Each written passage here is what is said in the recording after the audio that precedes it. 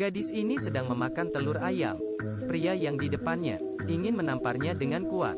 Menghadapi pria itu, gadis itu pun menangis.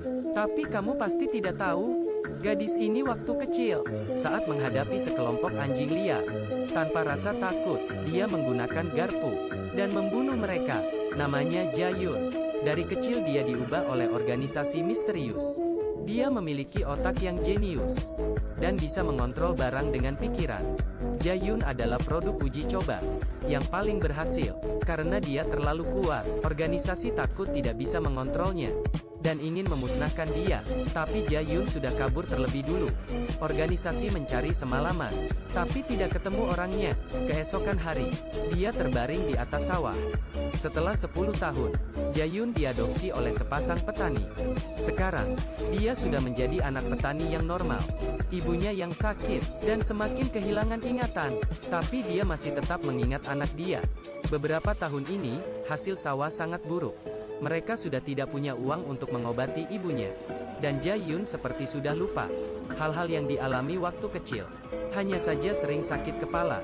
Demi mendapatkan uang pengobatan ibunya, Jayun mengikuti acara di televisi. Juara kontes akan dapat 5 juta won. Karena bakatnya, dengan gampang dia masuk ke tahap final.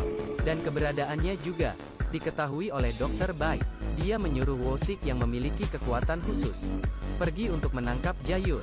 Melihat Jayun yang sedang makan telur ayam, Wosik bertanya, apa masih mengenal dirinya? Saat itu Jayun sangat bingung dan mengaku tidak mengenalnya. Wosik bilang dia hanya berpura-pura. Kemudian dia menamparkan, dan Jayun sangat terkejut.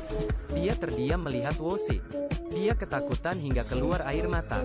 Wosik pun sadar, anak monster yang dulu sudah hilang ingatan. Sesampai di rumah, Jayun menonton acaranya dengan keluarga. Tapi ayahnya tidak senang, karena saat Jayun menunjukkan kealihan, dia membuat mic berterbang di udara. Ayahnya tahu ini bukan sulap, tapi ini adalah kekuatan Jayun sejak kecil. Dia takut anaknya ditangkap orang lain. Kepala yang sangat sakit membuat Jayun terbangun. Ketika dia keluar dari kamar, dia ditodong pistol ke arah kepalanya. Teman baiknya juga ditangkap. Seorang pria menghampiri mereka. Dia bertanya ke Jayun, apa dia anak monster? Rupanya mereka adalah anggota organisasi misterius. Jayun terus menjelaskan, dia bukanlah orang yang mereka cari. Tapi pria itu tidak setuju. Dia menyuruh bawahannya membunuh teman baik Jayun. Saat itu juga, tiba-tiba dia berubah. Dia merebut pistol. Sekali tembak, 2 kali, 3 kali. 1 tembakan dia membunuh seorang lawan. Jayun terlihat sangat berbeda dengan dia yang tadi. Wosik pun muncul.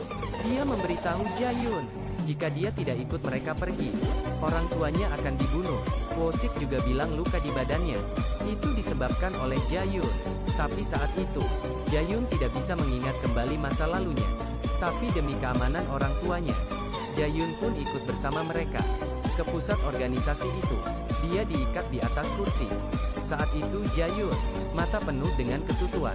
Dokter baik pun muncul. Dia sudah lama menunggu hari ini. Tapi Jayun tidak bisa mengingat apapun. Bawahannya mengeluarkan suntik dan menyuntik ke badan Jayun. Kemudian Jayun langsung berubah. Dia seperti mengingat semuanya. Rupanya dulu organisasi tidak mencarinya karena hasil uji coba ini harus memakai obat mereka. Setelah beberapa waktu, jika tidak makai obat, maka akan mati sendiri. Tapi Jayun berbeda. Dia tidak mati dan bisa hidup 10 tahun. Hal ini membuat dokter baik penasaran, karena Jayun adalah uji coba dia yang paling berhasil. Agar dia bisa ke puncak kekuatannya, dia menyuntik lagi ke badan Jayun. Tapi obatnya hanya bertahan 1 bulan. Ini adalah cara dokter baik mengontrol semua orang yang memiliki kekuatan khusus. Tapi Jayun yang sudah sembuh sangat berbeda dengan sebelumnya.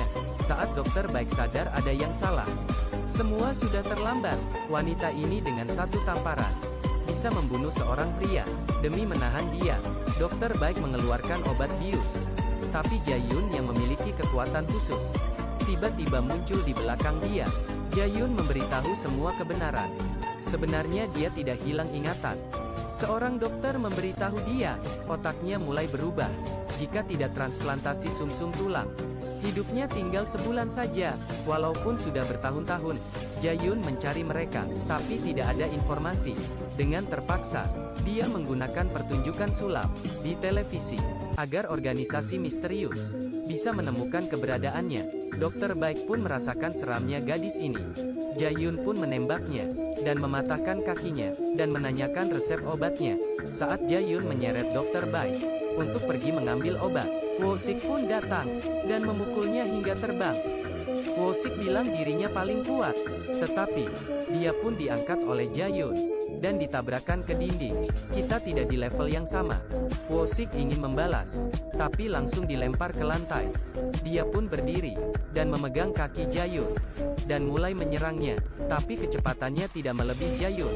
Walaupun dia sangat kuat, tapi tidak bisa menyentuh Jae-yun. Kemudian Jae-yun menangkapnya dan melemparnya ke arah pintu. Mereka tidak di level yang sama. Jae-yun pun menamparnya beberapa kali. Wo-sik ingin membalas, tapi ditendang hingga terbang. Pistol yang di lantai terbang ke tangan Jae-yun. Dia menembak Dokter Baik yang ingin kabur.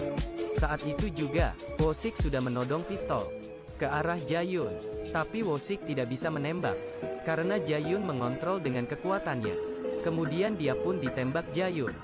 Jae-yun mendapatkan obatnya, dan ke rumah sakit, melihat ibunya di sana. Jae-yun mengeluarkan obatnya. Rupanya obat ini tidak hanya menyelamatkan dirinya, juga bisa mengobati ibunya. Jika kamu ada kekuatan khusus, kekuatan apa yang Anda inginkan? Kalau saya ingin kalian bisa menyukai video saya. Terima kasih. Jangan lupa like dan subscribe ya.